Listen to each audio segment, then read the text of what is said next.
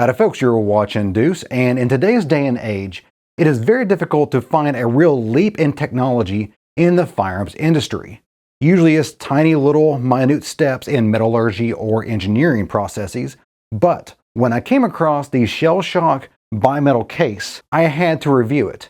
Now, in a previous video, I mentioned how beautiful these bimetal cases make ammo, especially if you're using a black or red powder-coated bullet. They look pretty dang sharp, if I do say so myself. But how do they shoot, and why would you need that kind of technology in the first place? Well, let's take a look at the advantages. The Shell Shock cases are 50% lighter than their brass counterpart. Now, per case or per cartridge, that is not a big deal, for 9mm of course. But if you're at the range, it's a hot day at the range, and you've been shooting all day, you just want to go home, when you're picking up 500 cases and hauling those in a bag to your car, you're going to notice that difference. The main barrel on the Shell Shock cartridge is made out of stainless steel, and it's very slippery. It's a polished stainless steel. It's very slippery, much more slippery than the brass counterpart. And you really feel that when you're chambering the round. You really feel it slide into the chamber much easier than the brass counterpart, which I'll show you later on when we go down to the range. And because steel is stronger than brass, that stainless steel barrel, number one, it is more elastic than brass. Brass work hardens the more times you reload it. Stainless steel and steel in general does not. You can just reload that thing over and over again. So you're going to get supposedly 5 times more reloads before the mouth of the case cracks. Usually that's what happens when you're reloading the final reload of a brass case. It's going to crack when you're trying to reload that bullet. Unfortunately, the very first trip to the range I took with the Shell Shock ammo, all the footage was done out of focus. I will stand here and blame the cameraman because I just can't get good help anymore. Remember, I am a one-man show here. Mistakes happen. Shooting a shockwave ammo here. I want to see if she runs.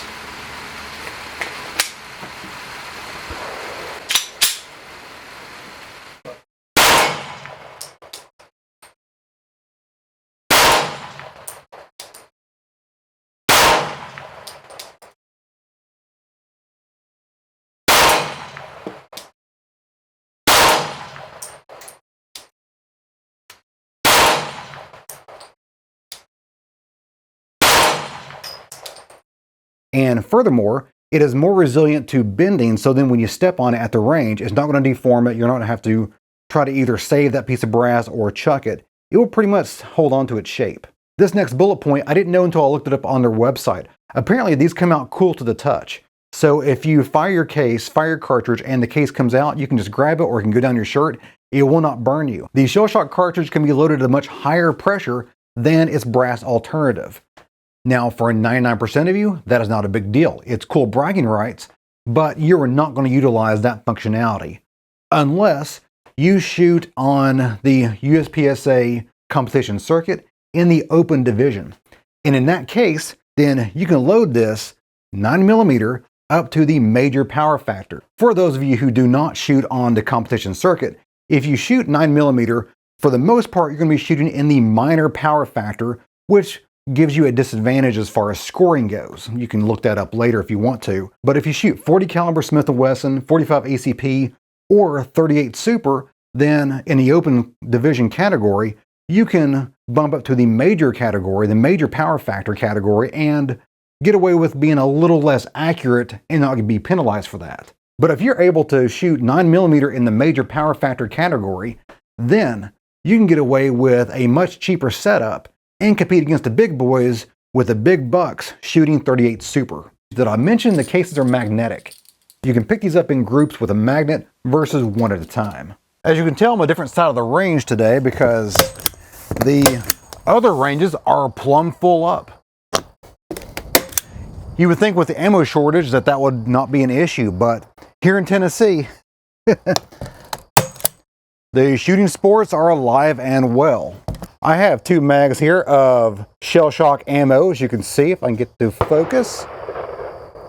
I'm doing this a second time because I filmed the entire first part out of focus because I had it on manual focus. Now I've got it on automatic focus, so it will focus here and it will focus back here as well. Sweet. Alrighty. Of course, I'm also testing out one of my spooky mags. You can probably guess what that means.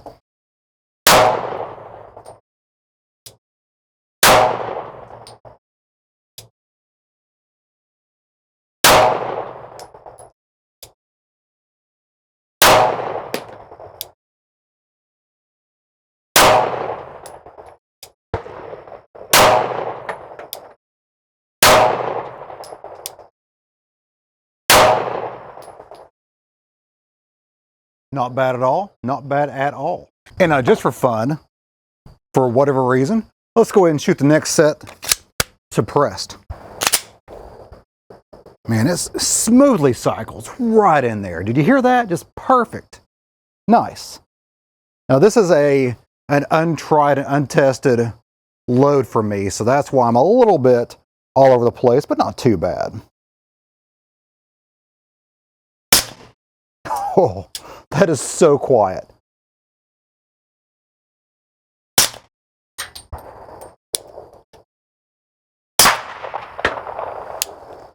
That one was supersonic. Oh yeah, that's right. That's a different bullet. I actually used some different bullets in this as well. That is supersonic. I did a combination of supersonic and subsonic ammo for this one.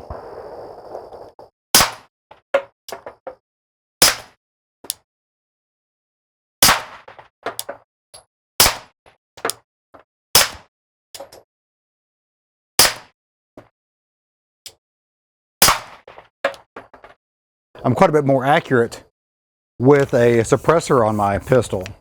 I should probably keep it on there permanently. The basic structure of the shell shock cases, number one, you have a stainless steel barrel that is very smooth. That's almost like a nickel finish that you would see on high-end ammunition. Well, you have a stainless steel barrel, and that is a press fit onto an aluminum base where the rim is. So you have all that together, and that poses an interesting reloading scenarios. Let me show you that real quick. Here is the shell shock decapping die. I believe this was made by Lee, but it is a shell shock decapping die because it does decap, it does unprime the case, and it pretty much re-rounds the case if it's out of spec, but it does not resize the case. They usually don't need resizing because they're very sturdy cases. You can step on them all day long, not gonna be a problem. So this basically just slides right in and out, and it does not reform the case or resize the case to its spec. That goes to another die. Here's the case resizing and case mouth flaring die. It's all in one step here, but this is an additional step. And the reason is because it needs that plunger down at the bottom there. Let me just pick that up and show you there. It has a plunger, and that has a huge spring. It's a polymer spring inside this body of the die there. If you were to use a traditional die versus this die, then you would be resizing the barrel of this case and then using the rim on the bottom there to pull the whole thing out of the resizing die, which puts a lot of stress on that joint right there. It can. I've heard that it's probably not going to be an issue, but it's enough an issue for them to make a new die. So it can separate or at least weaken that joint between the barrel and the case bottom there. And the plunger goes down inside and helps force the whole thing out of the resizing die and keeps less pressure on that joint and more pressure on the barrel itself. After loading and reloading and firing several of these cases, I can tell you that, number one, it is not going to make you a better shooter, but it's not going to get in the way either. These are a good case. It's a good option for a lot of people. A lot of reloaders out there could benefit from this. It's not going to make you a better shooter, but it's not going to make you a worse shooter either. This being a stainless steel cartridge, well, for the most part, it's stainless steel with an aluminum base on it. But this being a stainless steel cartridge, I was afraid there was going to be excessive soot or excessive carbon blown back into the action of my pistol, like it would be if you were shooting Tula or Wolf style ammo, the normal old school steel cases. That is not the case here. These cases, the stainless steel cases, they expand and fills the chamber just like brass would. So you get a nice seal, and it comes out smoothly and cleanly. It ejects easily. I do not have a single issue of loading or ejecting with this cartridge. My official conclusion on the shell shock cartridges: if you are a competition shooter, or if something about your shooting or reloading regiment would be improved by the bullet points that I mentioned earlier on in the video about all the really cool stuff about these cartridges. If that really pertains, really would help you out in your shooting or reloading setup, then I say go for it, because that they are going to be a godsend for your shooting experience, your reloading experience. But if you can't see yourself really utilizing at least a couple of those bullet points, then it's probably not worth the expense and the time to set up a new reloading regiment, because they do have to be reloaded differently. If you can't utilize at least a couple of those bullet points, then it's probably best to stay with brass. I, for one, will probably be buying a couple of thousand cases for competition this summer, because there's a lot of advantages there for someone who competes on a semi-regular basis. Well, guys, that's for me today. I hope you enjoyed it. If you did, give me a like and go subscribe. A lot more is on the way. If you have any comments, questions, or show ideas, leave that in the comment box of the video. I try to get as many as possible. If you want to stay on Deuce channel, there should be some videos and linked here somewhere, so go ahead and click on some of those. And as always, you guys have a great day. See ya.